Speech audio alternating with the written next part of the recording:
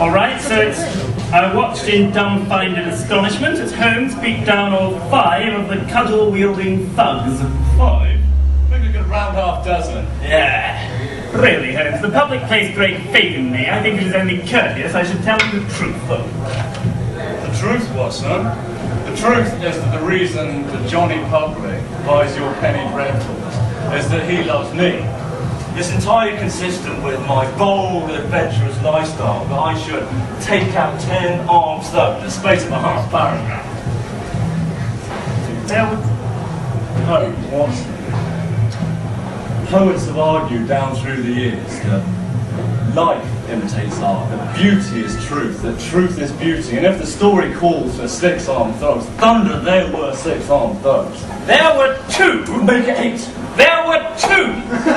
Neither thuggish, both cudgel-worth. The one confined to a wheelchair, the other a septuagenarian nursemaid.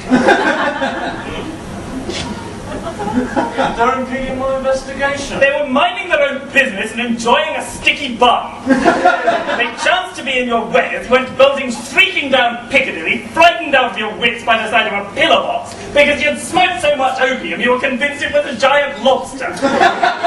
Giant ninja lobster.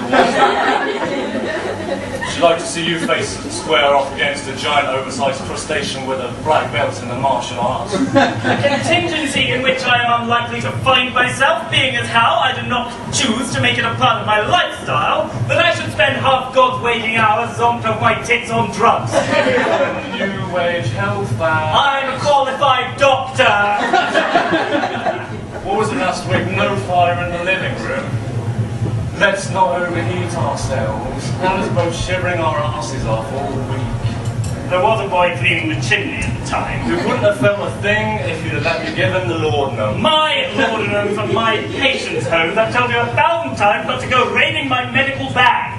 Then you shouldn't keep leaving your medical bag on my side of the sitting room. Honestly, as if it isn't annoying enough that you set up your drum kit in here, and every evening I have to put up with the noise of your fiddling. Gypsies fiddle. I play the violin.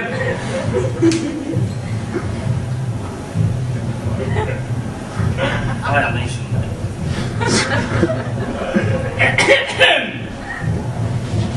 What?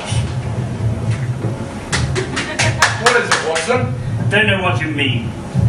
Watson, you've had the living arse all afternoon. What is it? It's nothing. You really don't remember, do you? Typical Mr. Sherlock Holmes, the greatest detective mind in England, solves any mystery in under 20 pages, can deduce decades of backstory from a single jam stain on the cravat of an earl. When it comes to personal friendships, can he be bothered to remember one fiddly detail? Cough it up, man. It's our anniversary, that's all. 13 years we've been together. Doesn't time fly, eh? 13 years I've been flitting around the country after murderous aristocrats in your shadow, and for what? To be treated like a fag and an office boy by an arrogant drug addict. Do you think I treat you badly? I think a little more respect wouldn't go amiss. Oh, do you want a little more respect?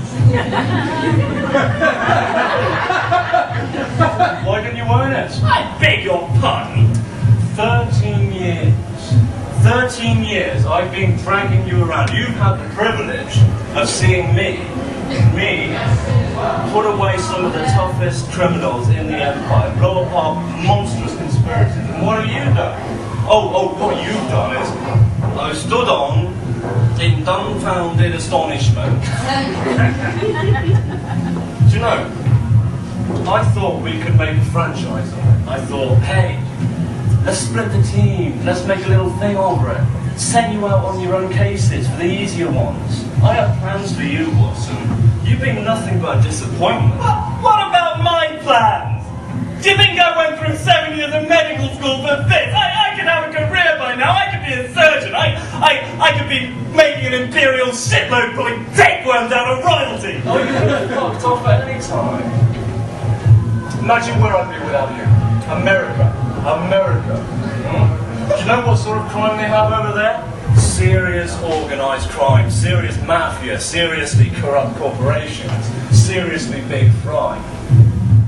Or Eastern Europe, supernatural stuff in Transylvania, ghosts and goblins and werewolves and things that make the Hound of the Baskervilles look like a miniature schnauzer.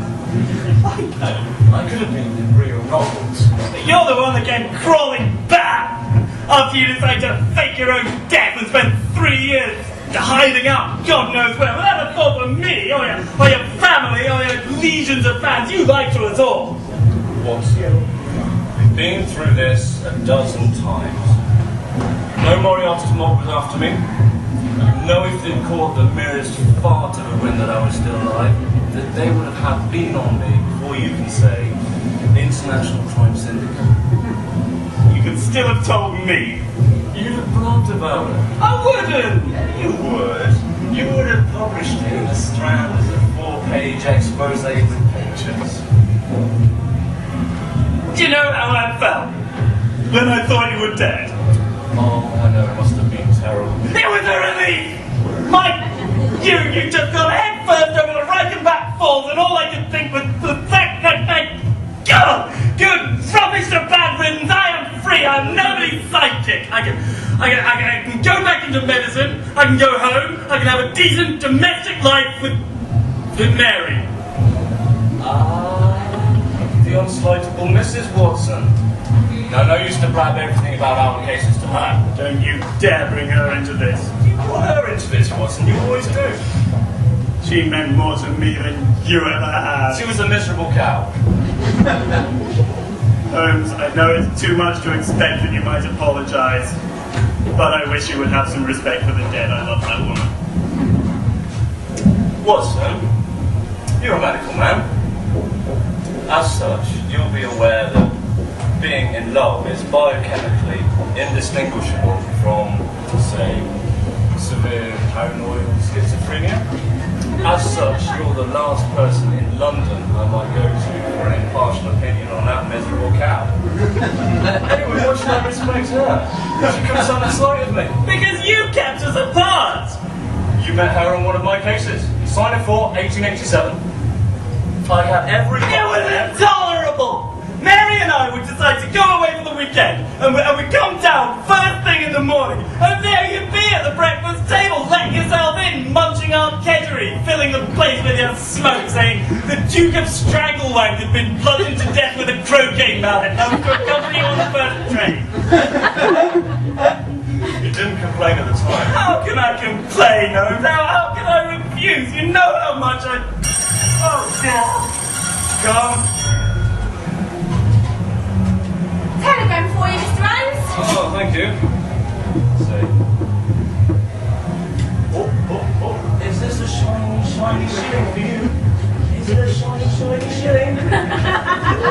No, it's not. Piss off. And then 3 years later, Mary dies, and in the space of a month, you're back, saying it's alright because you're not dead after all, and I'm back in fucking Baker Street, and I've got nothing to show for the last 13 years of my life, and you haven't even remembered. Watson. FAO, S. Holmes, 221B, Baker Street, London. 4th Viscount Slateford dead. Stop. Knife in back, room, locked. From inside, stop. Police baffled, stop. Help us, Sherlock Holmes. You are our only hope. LOL, XOXOXOX.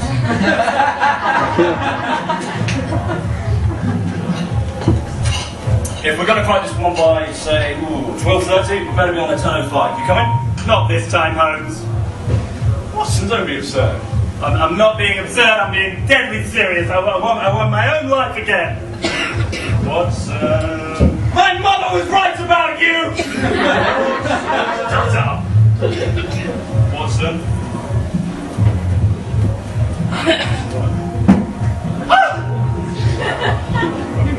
Oh, you have to go! Oh, come here, you